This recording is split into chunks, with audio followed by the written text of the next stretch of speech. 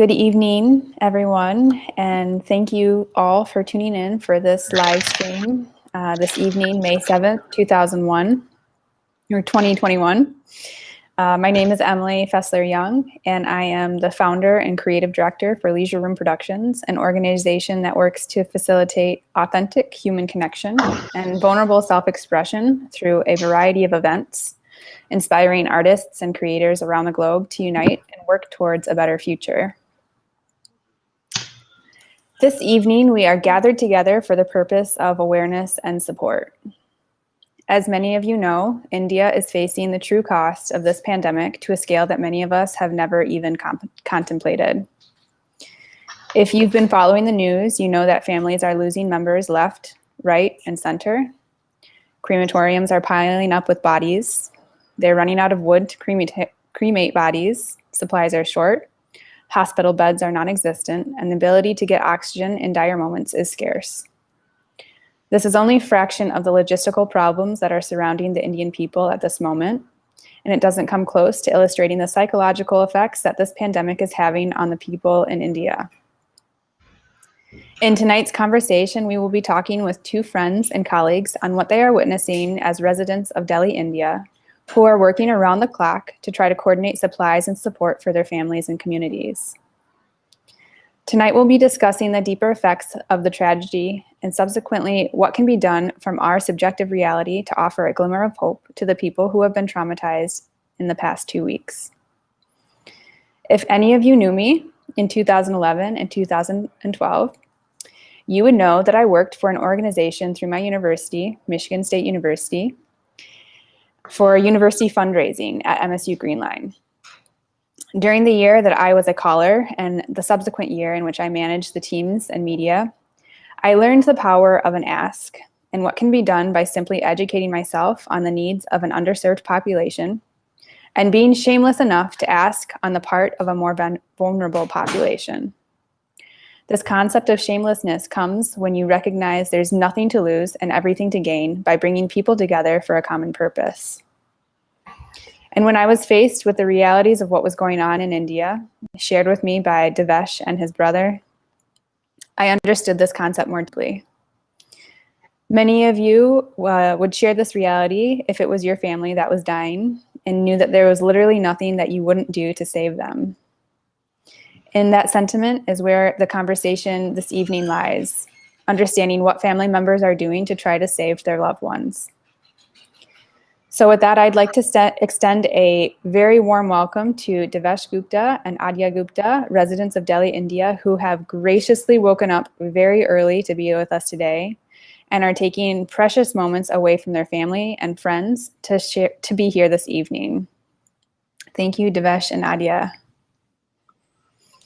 I will start with a short introduction of both Devesh and Adya before we move into Q&A for this evening.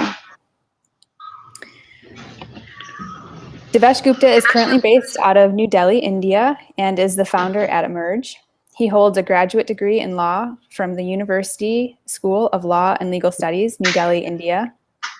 Devesh has been involved in promoting peace, education, and discriminative awareness through self-transformation and action. He leads direct classroom interventions through conducting workshops on psychosocial themes at different schools and universities across this Indian subcontinent. Devesh works closely with the DIAS India, the International Center for Sustainable Development. He believes deeply in unconditional love, collective consciousness, and the action as the centrality for existence. Adya Gupta is a 15-year-old grade 11 at Modern School in New Delhi, India. She's currently studying political science with economics and psychology. She is extremely passionate about using her voice, especially when it comes to bringing change and increasing awareness regarding pressing issues in society. Her interests, apart from academics, include debating, participating in Model United Nations conferences, reading, writing articles, dancing, and swimming. She wishes to further her study in international relations and public policy in order to help make an impact on society. Thank you guys both so much for being here this morning for you and this evening for us. And I want to mention briefly before we get started in the Q&A that any of you wishing to donate towards this mission through Devesh's organization Emerge can do so by following the Bitcoin links that I have posted in my profile and through the LRP profile. Thank you so much for being here, and we are about to get started in our live Q&A. So the first question that I really would like to start with both Devesh and Adya is if you can just share a little bit about what you've been experiencing this past week, and actually the past 2 weeks, but specifically in this past week in your community, in your homes. And Devesh, I'll start with you. Thank you, Emily, and a very good evening and a good morning to everyone. First of all, for us, it's 8th May. For you, it's 7th. I can safely say that if there's a measure, then we are in the future if you are in the now. And the future does not look safe. Like, it looks a bit unsafe, and there is no question of hope or trust at this point of time, but more about management. I think management is something which is more resonating, which is one word in which I can say that last 2 weeks have been felt, that things are being thrown at you and you have to create order and you have to leave the previous order. So we have seen deaths, we have seen people fighting to die later. That, okay, I can die after 4 hours, you can die after 2. So why don't I have oxygen, for a while? So last 2 weeks have been number of deaths increasing, faith going down. People who had a lot of faith in huge communities, huge gods, created minds, created thoughts, they have lost it completely. So at the beginning of this discussion, or just a meeting where people have been summoned, I'd clearly like to say that these are very difficult times. And while different people are still doing different things, which might be related or might not be related to the creation or solving of the pandemic, everything is affecting and being affected right now. There is no one who is separate, who can say that friends are getting affected. Even if you realize or not, this suffering is very common. So I think, Emily, last 2 weeks, a lot of suffering has been seen. And that's where I would like to give the floor to Adya. Thank you, Devesh. Adya, same question to you. Thank you. And I think that the past week or 2 weeks have been, I think, some of the most difficult weeks for, of course, the whole country, and also personally for my family and I as well. So, in fact, as on today, everyone who is in my house, except for me, is COVID positive. So it's been very tolling. And I see things like the situation in the country and my family, who has thankfully been blessed with ample amount of resources as well. We faced so much difficulty calling up over 150 hospitals for beds and reaching out to hundreds of people for oxygen cylinders and concentrators and home IVs and doctors and everything. So yeah, physically and emotionally, it's been a roller coaster. And I think it settled. So we settled at creating an makeshift ICU at home. But my heart goes out to all those who honestly can't even afford that. And so if I was to tell you how the past week has been going, I'd say physically draining and emotionally hard at two levels. Of course, directly with my family, and then relating it with the situation in the country, which feels even worse that even though we've been blessed with ample amount of resources, there are so many people who don't have that, and we've been hearing so much negativity and sadness, and like Devesh so said, so many people passing away in our immediate families, friends, their families. So yeah, it's been hard emotionally and physically, of course. I think many of us here, in the United States, can't even grapple really with the level of loss and the level of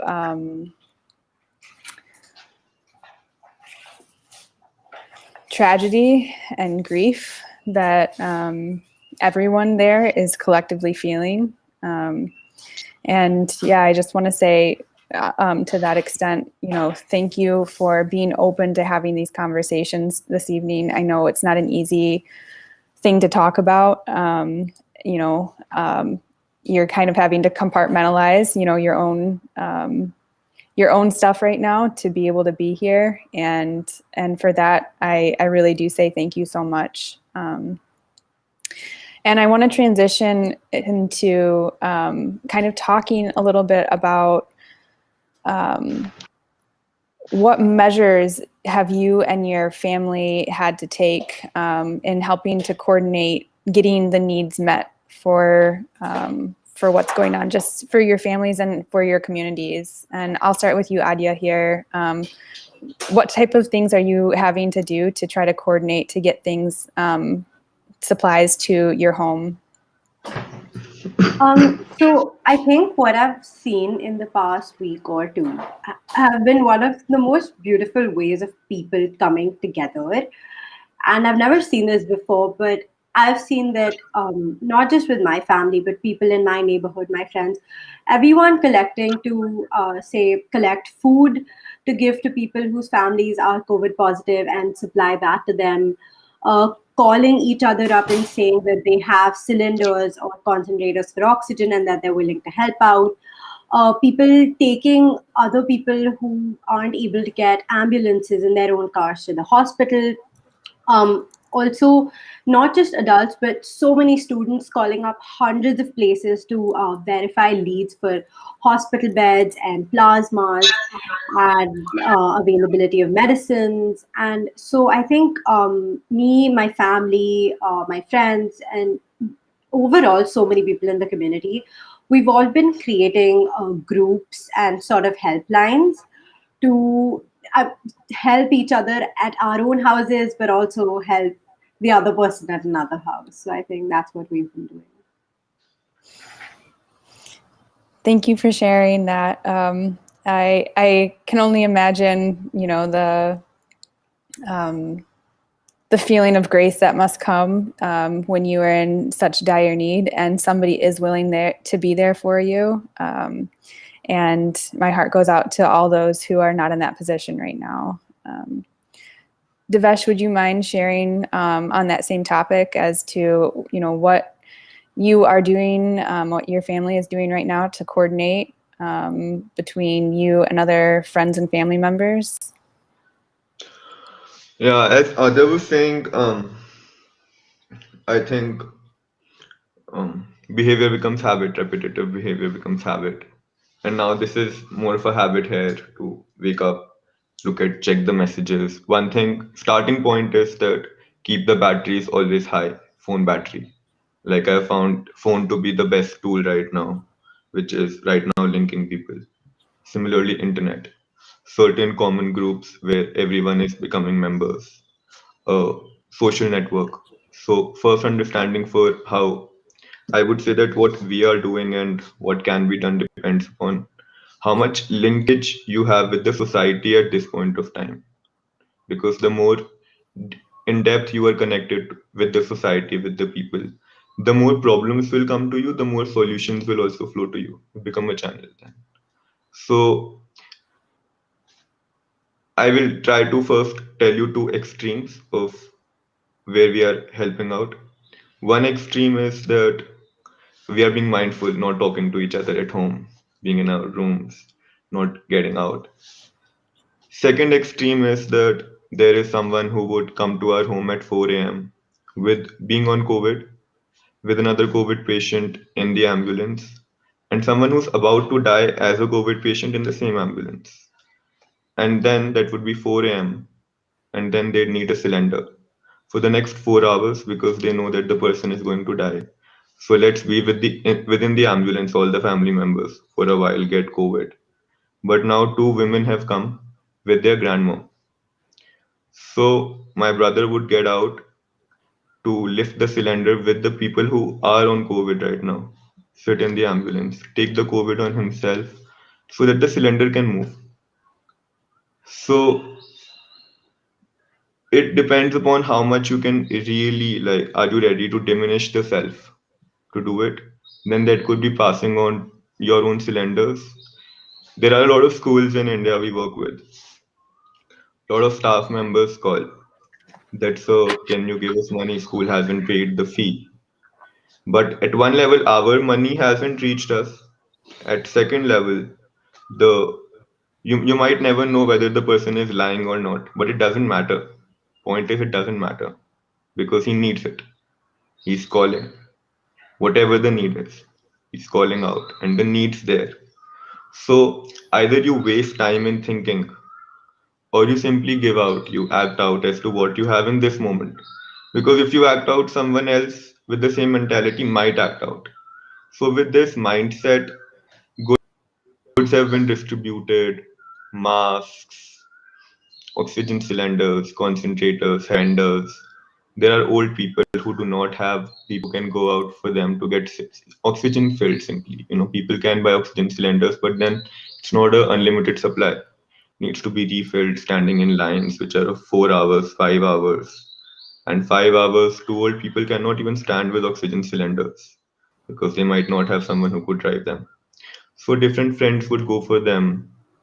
I have a friend who specially flew from Hawaii, got medicines to India, like quercetin. So she got it to India, then we sent it to this friend. We have been carrying it. Like now we carry medicines. Wherever we go, we see someone who's sick, we give them medicine simply. Like it's his part. It's like earlier you would carry your other supplies which you want to share. Now you carry medicines. You read more. You become educated. So I would say that wherever, whatever you were doing, you were within the same society, but what operating with has changed. And now, whatever you were doing, it's the same set of things you were doing. That's what I'd say, Emily. So, working really hard to make sure that you are just always in every way prepared for really whatever could come up between you and your family members, and really just offering yourself as a servant in whatever ways you possibly can, knowing that you are healthy. And I'm sure at the same time, having to think consistently and constantly about your own health and how to not get yourself infected, because you are kind of working so hard to facilitate for so many people right now.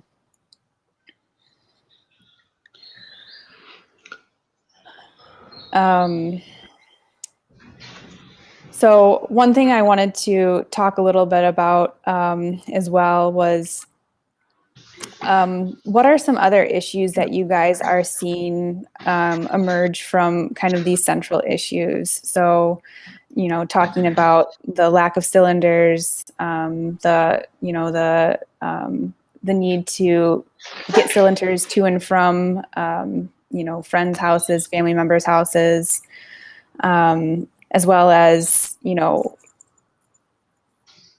take care of those that are, in kind of their final moments right now. And in all of that, ensure that you do have the supplies that you guys need.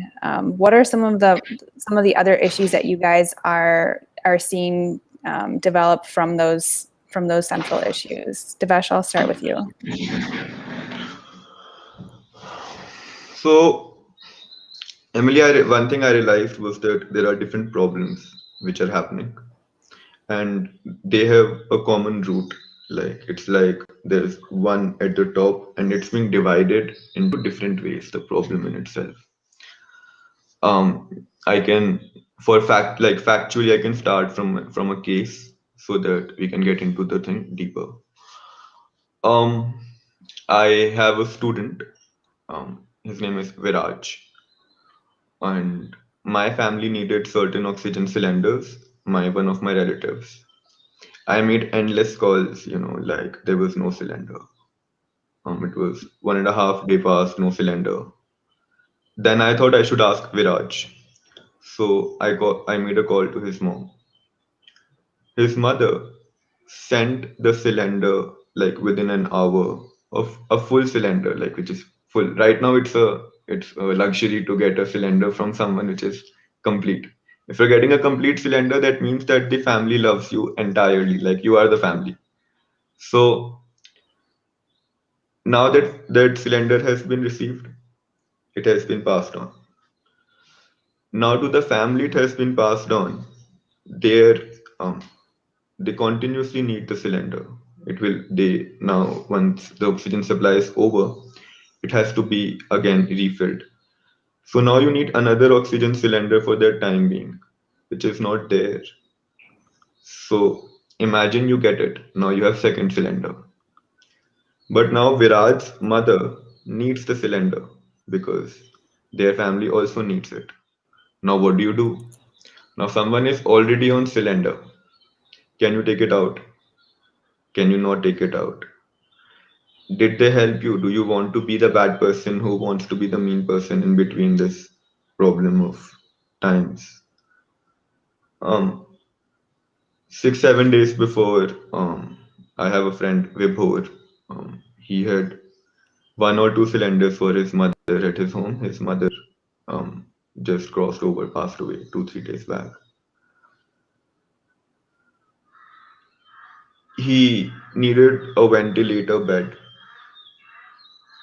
There was no ventilator bed. He was carrying his mother, two oxygen cylinders in a car, and he was running around like a mad person, left, right, center, that just give me one oxygen bed. There is no bed, literally no bed. Hospitals are taking calls. Half of hospitals have shut their phones. There are no phone calls which will be received. You message someone for help, they are already needing help back from you. You have five things to manage in one instance. And now your consciousness has to decide. Either you will identify that this is my mother, so let me take care of her versus someone else. Or you still have to decide through some measure you have to apply that which call to make. Not even saying to whom cylinder to be given because cylinder hasn't reached yet. But right now you get one cylinder and there are five people who are calling you. So it starts from that level, the problem. When you go out, you want to help someone, but the fear is still there somewhere because you don't want to carry it back to your house. The fear is not of yourself. The fear is that you will still give it back to your grandparents who are already on cancer. So it's the problem is so much circular that wherever you try to solve it from, it will come back to you. Like it will come back. So another issue which I saw was that the fear and distrust in people. Right now is the time when resources should not be stopped. Resources should be passed on, and right, the people who have already certain people have made money, which is pending with someone else. It all has to flow so that someone is empowered. So someone got empowered, but his empowerment has been stopped. Now he needs something. When legally you don't get it, you start getting it illegally. You start destroying other laws. So suddenly oxygen cylinders will go higher because now limited people have oxygen. So first they will create a shortage of oxygen in the city. So that money, the prices go very high. Now prices have gone higher. Question with you is will you pay higher? Will you not pay higher? You know someone is cheating on you. But right now your mother is dying, sister is dying. And the question is, do you want to be the right, self-righteous person at this point of time, or is it just a model? Is value, right, legality, the word legal. Like I think law is made to regulate relationship between two people, and one of them is dying right now. So any law which is not letting you help the other person is restrictive, be it your transference of money, oxygen cylinders. States are shutting borders. One state is not sending the cylinder to another state. Ownership on oxygen has happened. Mankind has literally owned oxygen at this point of time. We are saying that we have created it. We are saying create oxygen. I don't know how we create. I was thinking that we're just reorganizing things. But right now, reorganizing is not happening. Certain people have stopped it. People have cylinders. They don't have people who would help. People don't have oxygen. There is more greed which has come suddenly. Medicines have gone, the prices of medicines are very high because one, creation is happening less, while certain companies which are creating, they have shifted to just profitable right now, say supplements or things which are profitable to be sold, then needed to be sold. Um, there are, more than 2,000, 3,000 deaths which are happening right now every day. And there is a lot of mismanagement which is happening when it comes to hospital beds, information passing. There is a lot of fake information which is out there. Right people who need funds are not getting funds because funds are getting can only be given to people who have mechanisms set, you know. So a division has happened between families. Like I know a lot of my own friends who, out of the fear of COVID, have left their parents, not meeting their parents. You know. Now this is safe at one end, stupid at another. Which and everyone has their own thing to say. That I am not meeting someone else, I'm helping someone else. Prices of food products are very high right now in the city. Like they're extremely high. So some like there is something called dhania. I think it's some I don't know, they might be able to tell us the English name, but it sold at 10 rupees per kg. We got it sometime back, me and my father, from one place. My mom had COVID that time, so I went to shopping vegetables with my father. And so we went to another place. It was being sold for 80 rupees a kg. That's a lot of increase, like if I was doing some business at that point of time, I would have become very rich. Like it's a lot of increase. So my father can still afford it for my mom. I can tell you that the vegetable vendor who's selling it can't afford that for his own child. Like, so problem is that should he right now take care of the child in terms of giving him the limited vegetable which is there, or should he make money from the same vegetable so that later medicine can be bought? So the question of choice right now with your own resource, with whether to take care of one child versus another child. I know families where mother and father have COVID and they have a 3-year-old baby, and it's a nuclear family. Now, what do you do? Do you leave the child? Where does the child go? There are no relatives which want to take the child. People scare giving each other food. They are scared of, like, I know my friends. I was in a different state. I called some friends to deliver certain things at home. They were like, is it fine if we could leave it outside your house and not go upstairs? And it's not a problem. But I could see that fear has come in. So these are some initial everyday issues, Emily, which I have seen, which come every day, which operate every moment. Yeah. Thank you for sharing. Adia, I'll bounce that question to you as well. What are some of the things that you're seeing that are emerging from the central issues that are going on? So, honestly, ma'am, I think Deveshsa covered the details of that so well. So, except for what he said, in addition to that, I think that doctors and nurses are so overworked.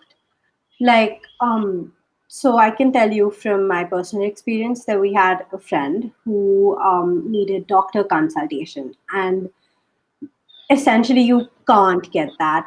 It You don't have access to it, and they're a pretty affluent family, and they were still not able to get a doctor's appointment. So I know that they had a doctor's appointment online at 2:30 a.m. in the morning because the doctor is consulting during the day at the hospital, but then during the entire night online. So I know that the doctors and nurses are so overworked, and that's just one of the small things that I think that I just had to add to what Devesh already said. And I think that, of course, the priority right now is to save lives. Like, who survives for 2 hours and who survives for 4 hours, like you said, who survives today and tomorrow, and ensuring that no, you need to stay alive to take care of your family, because there are families where if the primary bread earner passes away, then what does the entire family do? And especially in a little bit economically weaker sections, the education goes, people die of hunger, then COVID becomes a secondary thing. And so I think that today we as a country face a dual challenge, and not just to plan for today, but then to see that tomorrow we can't let the second wave become so big that it becomes a third wave and impacts everything else. So yeah, I think that's what we face today. Thank you both so much for touching on that. I think you both highlighted some of the immediate issues that are spinning out of control from this, and also some of the long-term issues that we're seeing as well, from who cares for this child to how do we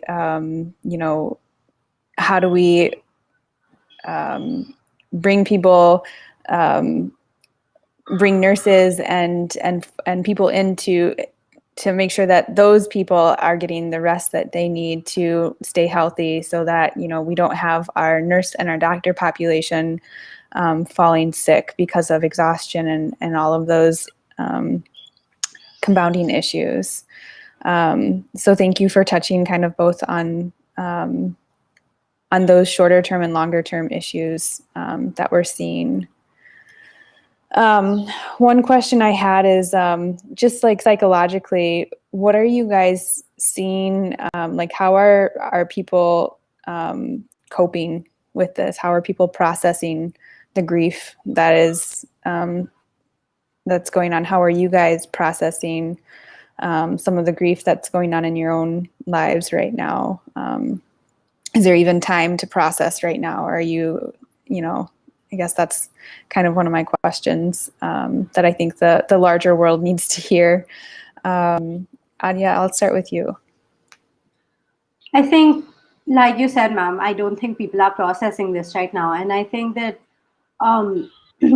in situations like these, something like someone's mental health or how they're doing emotionally becomes so secondary, and simple things like providing resources and getting your family member or your friend's family member or even a stranger, to just stay alive and be there and help them survive for a day, 2 days, 3 days more, somehow try and save them. So I think processing has become so secondary that it's not hit any of us right now. But I think that it really will make a difference in the long run.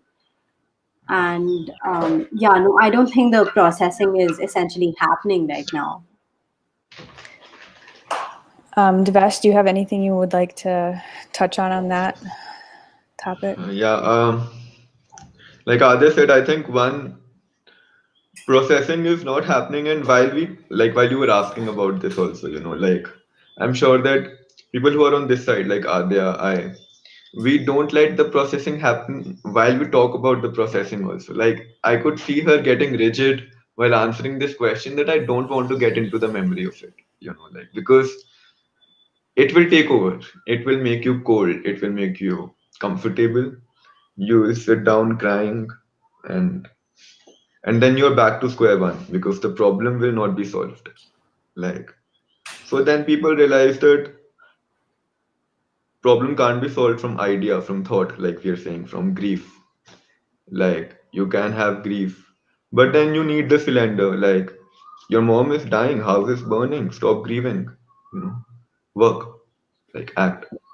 It's not the time right now to slow down. Like that's what I saw. It's um there are times these days when my mother gets very, like my mom when she had COVID, she was more, we are people who have been more worried for each other, generally. Mothers don't think about themselves there. They're like, what happens to the child because he does not know how to cook and someone doesn't cook for him except for me. So now till he hasn't learned, it will become a problem. So I've seen that when people around you, especially in your own households, which are the root to you, which can make you weak emotionally to act out, like like I think a lot of people die honestly, it creates suffering, but if you are someone who can center yourself, you can act out. You are not identifying emotionally with anyone at this point of time so that you are free to act. But you're also human at some element. Everyone is human. So everyone has that weak person because if something happens to them, their self can totally break down. So I saw that those things happening to very, servers. When servers get weak, it becomes more problem in the society. I know people who really serve, like it's a community of people who really are together trying to help out each other. So when something to them happens, I've seen more intense pain in the outer society because now help can't be given. You can't tell him or her that, bro, get out, please get up. Because they understand all that. But now they have gotten in tune. It's like a bardo you hit that now it has taken over you. So sometimes that processing is required to set someone free also, but in the linearity of time it doesn't have a space right now. Right now it's like the time to just not see, just keep acting. But yeah, I can tell you about from someone else's perspective who have lost people, because someone who has already lost someone very very close, which forms their root, then it's a lot of processing they need and their life changes. Life is not the same, like it will never be the same. Earlier we were thinking it's happening outside like a movie, there is some illusion. People still talk that it's a creation of politics, XYZ, la la la la la. Someone's mom has literally died. Like it's and he sits with me every day, every day of my life.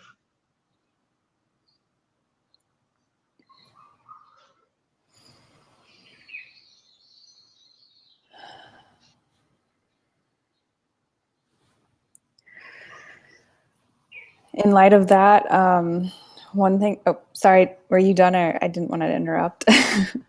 I think I can't, like, this is something which can be ongoing, but yeah, like I'm glad that there is some energy which comes out to transmutate it. So please go ahead.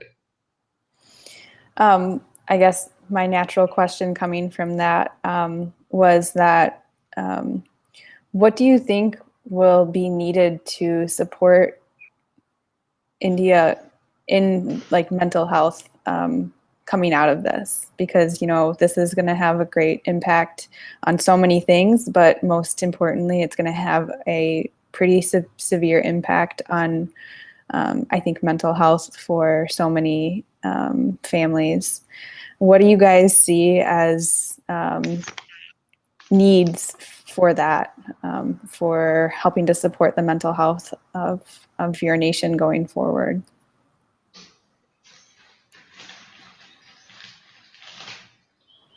Sorry. Adya, would you like to? Yeah, I'll start with you. Sure. So, I want to start with an example. When you mentioned mental health, I know that I have friends who are 10, 11, 12, teenagers essentially up to 15, 16, who are, after the past 2, 3 weeks, are now in therapy. And because of being away from their family, shut off in rooms for a month and a half, because everyone in their family has it, or just how emotionally overwhelming it is when their immediate family members, friends, family members are passing away, and you hear such sad news every day. So I think that mental health is really taking a toll on people. And I think that as much as you can do in terms of resources from the outside, there's also hope. And as cliched as this may sound, that there needs to be hope, it's also that I've seen people breaking down, like adults, and when you're trying to help your family members, people who you know, or even just strangers, when you're hearing this negativity day in and day out, I've seen people fully like emotionally break down and not be able to do anything. So at times, like we were talking previously, that conscious strikes you. And I think that hope can be really uplifting and like a guiding light in such situations. So for me, I'd say that hope can be a big thing. And I'm just gonna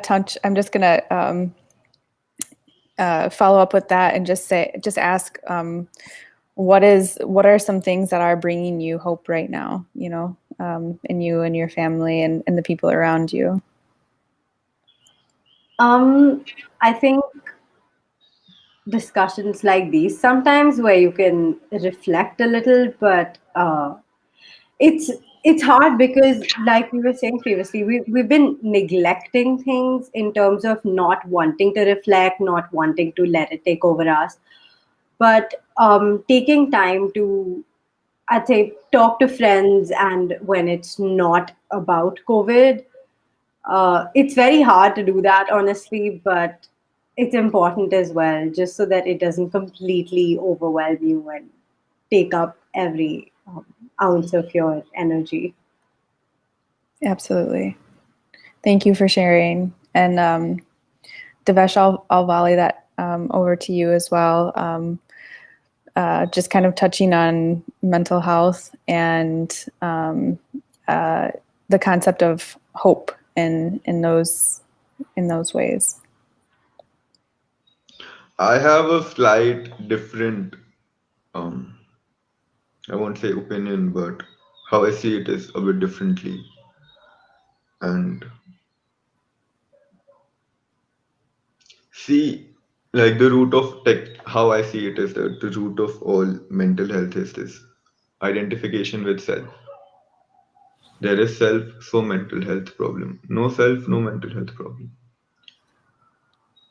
Now, the issue is that it's happening so evidently that the suffering is so evident on a psychological and physical level, both like biological level, that it's very hard to talk about spiritual practices, methods, discussions being the method. Discussion is just a method to get you out of a thought which has taken over you. We are saying that can we get out of a thought from another method? Is there a method to fix the psyche, to diminish the self which is hurt, to kill the image which we are carrying? Is there another image we can put forward there to delete previous image of hurt? I think no. Like you can't. What you can do is to one not create more. Like from this point, starting point is that don't create more mental suffering out of the physical suffering. There is suffering, people are dying. Psychologically, don't create pain out of it. That this is what has happened to us. It has happened. Let it be a function of knowledge. That's it. Stop. Someone has told you someone has died. Stop. Take it like it's there, but don't attach yourself for a while. I'm saying it's not to say that don't have emotions for someone else's pain, have empathy, complete empathy. But emotion is not love, emotion is not compassion. They are different. Like, so have compassion, have presence. Like, how can I help? That one question is a good question in such moments. And you can only help when you're in a position to help. So,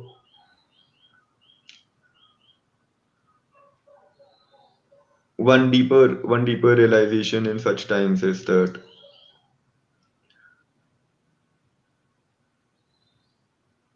time cannot heal things. There sometimes people say you need time to process, but till you are processing you are inside it, like like you are inside it. So a point comes where you have to leave it, where the thought has to cease essentially of that.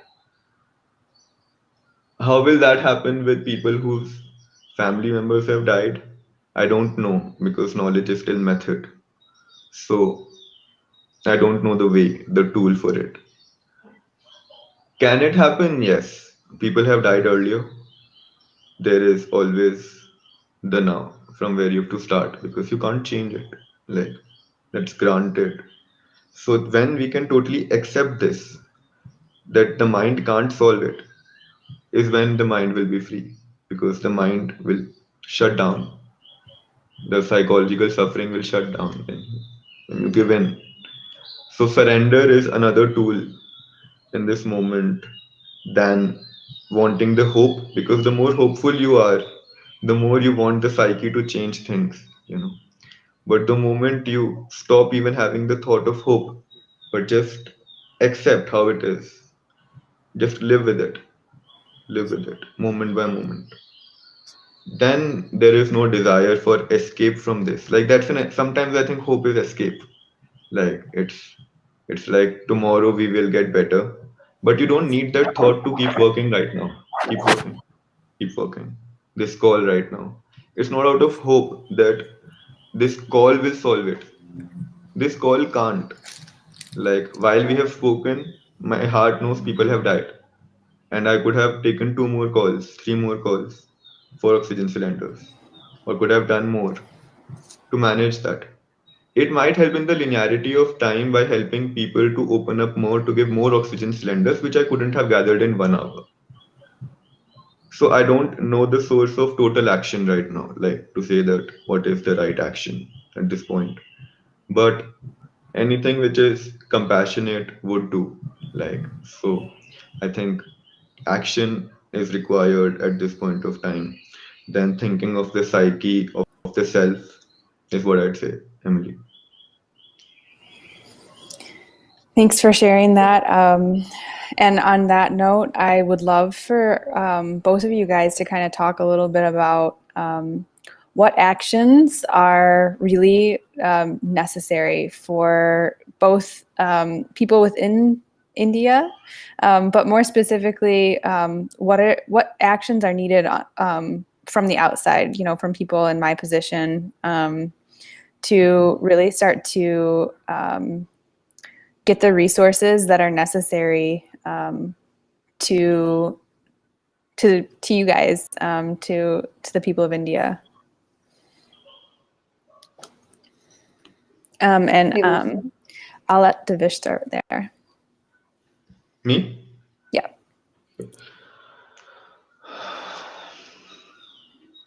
I think um, different people have different needs. Like, let's start it from there. Different families have different needs, and different spaces have different needs. But from a bird's eye view, I feel that every place is pretty similar. Like, US is no different than India. Like, oxygen would be required when oxygen is required. Everyone is not rich, and everyone doesn't have big houses. Everyone doesn't have family to support. Everyone might not be wearing masks. There might not be masks at all localities. You know. There might not be supplies. So problems are very similar at all places, um, but we are right now solving it in boxes with one Pfizer and one Moderna and one AstraZeneca, one Sputnik. Um, what's needed is definitely, because we live today in economic structure where if my mom is dying, I don't have 10 rupees, I will not get a medicine. It's straight, no empathy. You might give me money, Emily. Their parents might send me money if I ask. I'm sure the vendor will not give it without money. So the vendor needs money. Um, so I think the economic structure which humankind has made right now has become the problem. First is that is the root problem. There's separation. First, as you and I, family, nationality. Because I'm sure you will not take money from your mother. Like the vendor will not be charging from his mother for oxygen. But right now, my mother is not his mother, no, so he'll charge. So, first is this ego identification, if that can be broken down.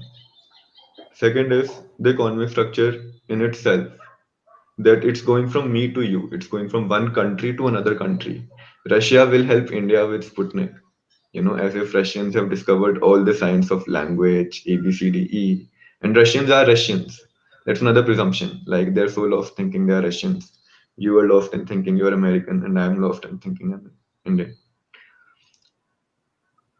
If those problems could be solved, totality, I think this COVID was never a problem. It could have been solved very easily, very earlier, much earlier. This confusion in which we live creates more problem and ripples every day, every day, every day. Um, on a linear level of time as to some immediate action to modify the situation. Like no action, I'm still saying, being very honest, no action from mankind at this point of time can solve it. Solve means completely you evade it. That can only happen when we stop, when the mankind literally stops. It can only get away from that. Otherwise, you are creating more, more, more, rearranging, modifying the situation up high, up high. It's not ceasing. So, how can we modify the situation is the question which I think is the right question for the world right now. That how do we modify this? What do we do? I think for this modification, funds are required for communities who do not have funds. Um, People who have funds but who do not have resources, they need resources. They need someone to get them the resources. That access has to be created. A lot of people can't afford medical consultation right now because one, it has gotten expensive. Two, it's limited. Three, it's only for those who are dying. Like if you have a consultation for any other disease you have, which is not this disease, you might just not be able to see the doctor and you might just die. Death will still happen. It's not that only COVID has the mandate of death right now. So people are not getting support on those sides also. Our like people who come to small helpers, people who want to work, their salaries, people who are in the unorganized sectors.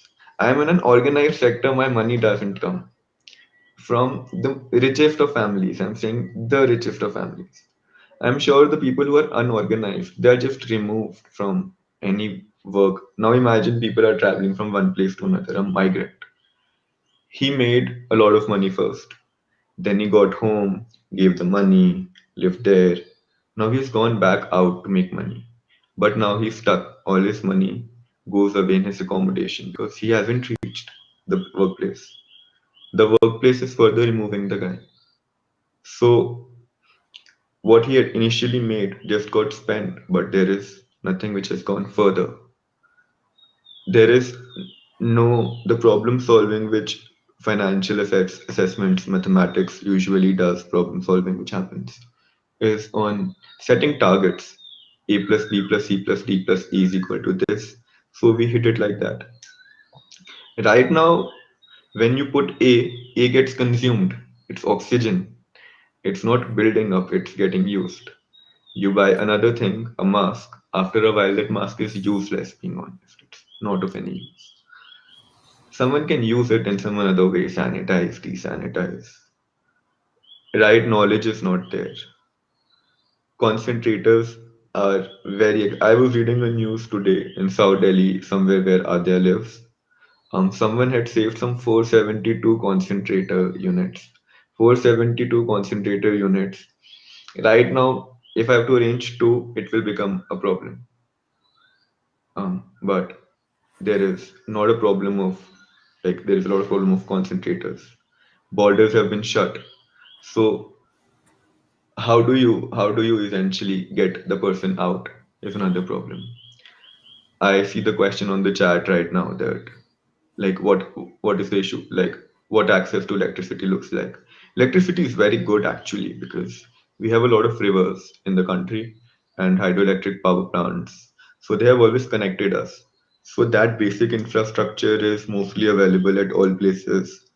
And for more issues, like issues are generally around families who do not have resource, while the resource to buy something new. Like I can tell you that electricity supply gets to certain places, but those smaller places then don't have structures to set up the oxygen supply.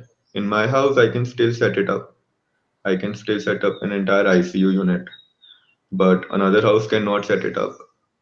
Oxygen you buy, then you need some certain time circuit on the top of the cylinder. Like that kit is for $100 right now.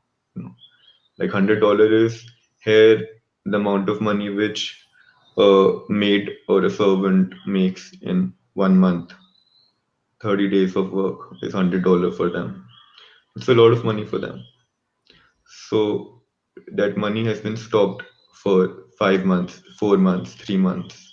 So simply giving them that so that they can buy medicine, so that their child can get money, you know.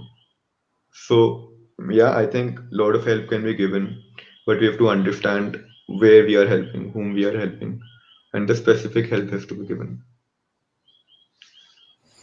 That's what I'd say, Emily. Thank you, Devesh. I think you highlighted a number of key points there. The one I think is the biggest takeaway from all of us sitting here, not living in India, is that our spreading of awareness of the need for resources in the form of money will make the biggest difference right now. Whether you're rooting it through an NGO, or through a family member, or through a friend who's rooting it through a friend. Anything that we can do to supply a stream of revenue into areas where we know are getting hit. Because, I know you guys right now are coordinating for not just your families, you are coordinating for your communities, for everybody around you. You have the resources to be able to do so, and that's why you're doing it. And you're doing it for those who don't have those resources. Even the ability to access resources from an NGO or from an organization that's collecting them, that's even a privilege. It's a privilege to be able to get to the area of access where those resources are being shared. So I think that's one of our biggest takeaways here from sitting in the United States or in other areas of the globe where we do have privilege, where we do have resources to look into our lives and see, what would we do if the roles were reversed? Really seriously, what would we do if the roles were reversed? And are you doing those things, or are you making any steps forward to try to do those things? And if you need help, who would you call to help? Who in my life would I call to help if I needed that type of support? And just removing the barrier of India, US, India, UK, India and any other border that there actually is, trying to imagine ourselves and what we would do, and trying to reflect that onto our own personal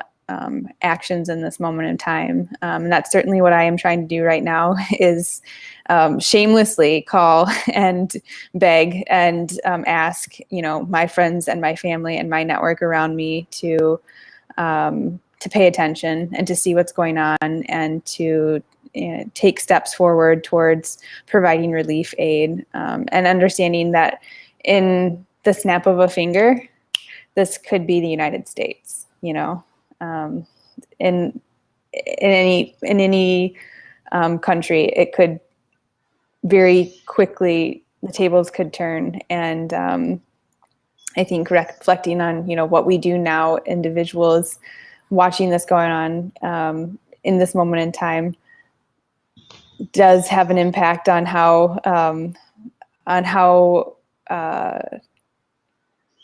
aid will be given to us in those moments of need, those moments of desperation as well. So I really want to thank both of you guys for taking the time.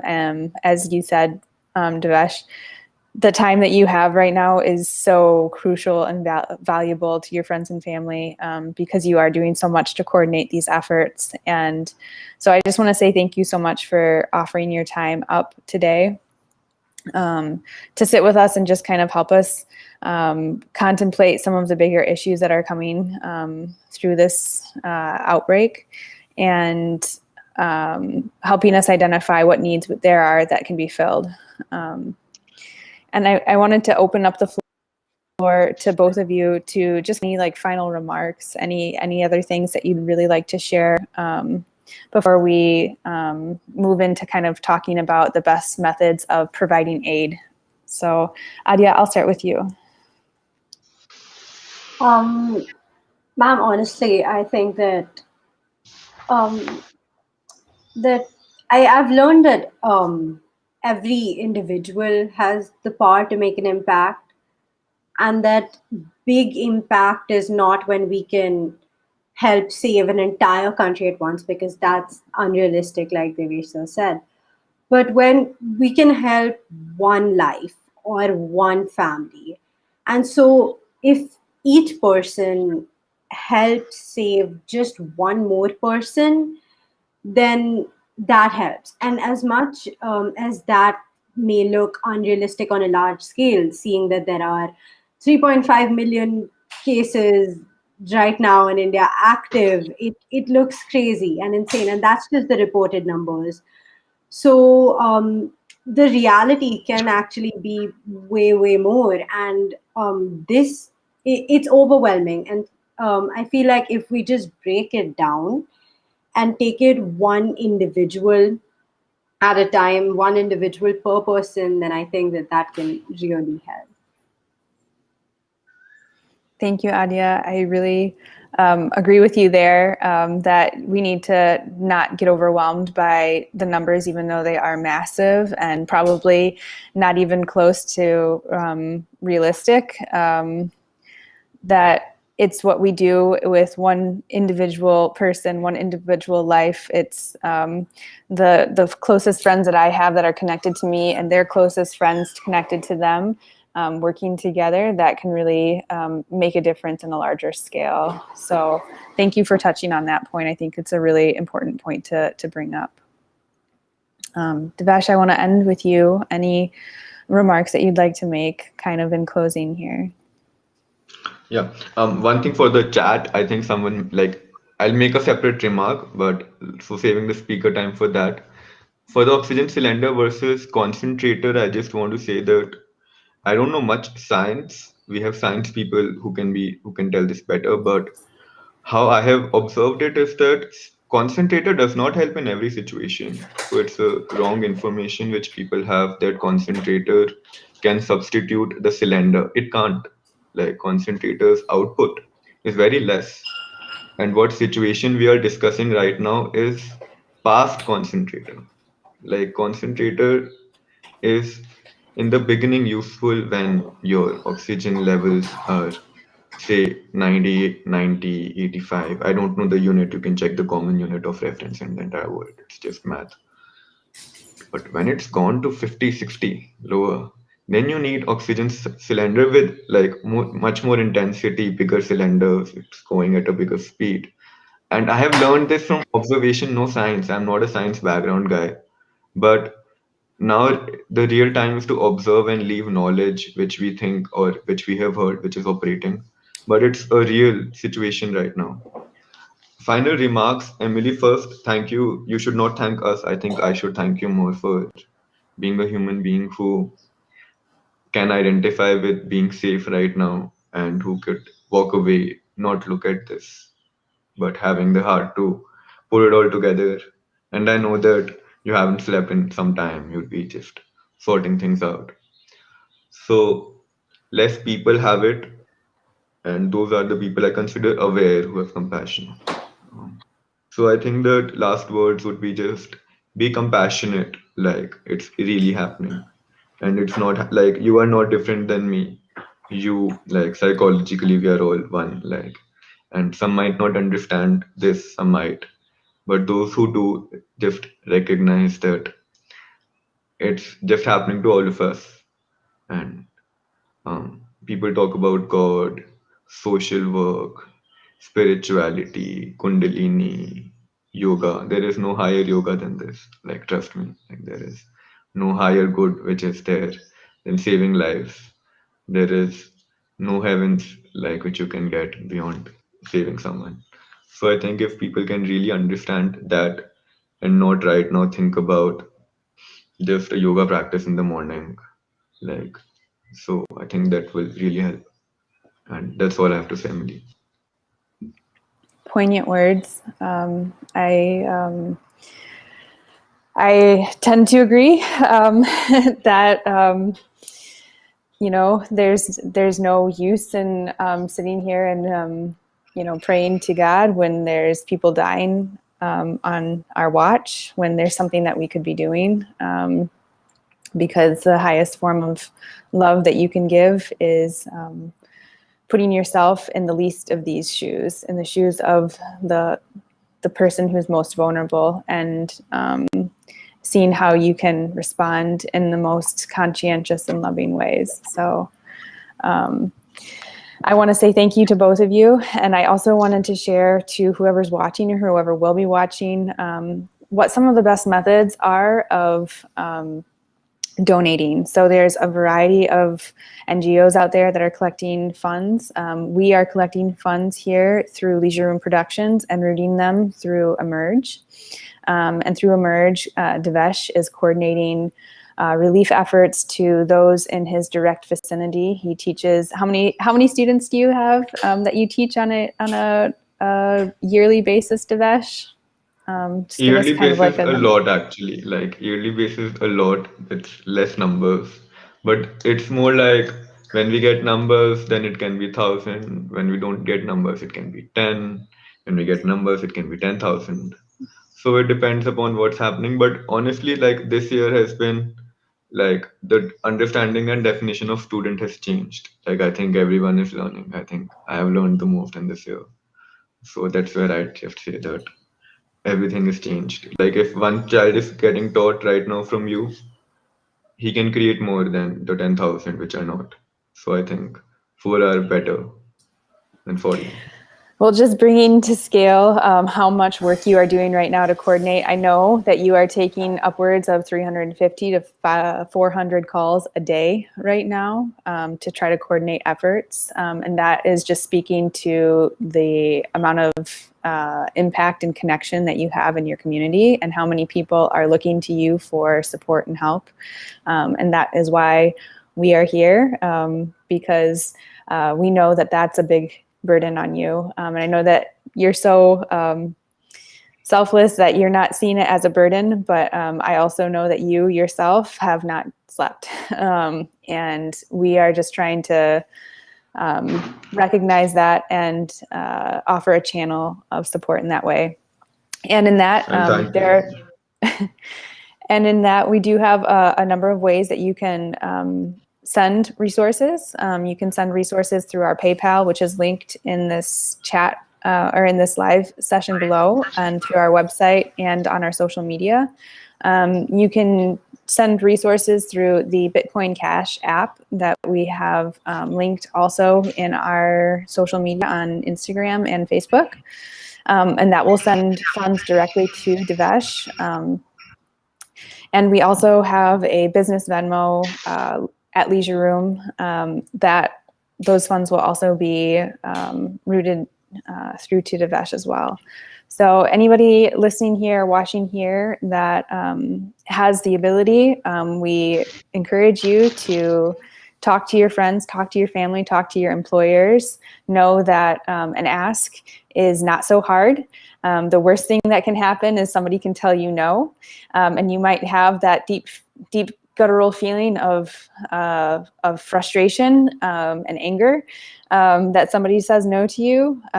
But that is part of relief work, and it's part of the process, and it's nothing to be discouraged about. It means that you're working and you're trying. And so anybody who's watching here and anybody who has the capacity to reach out, ask for support, coordinate your own friends and your own family on a relief effort that can go to saving somebody, know that those efforts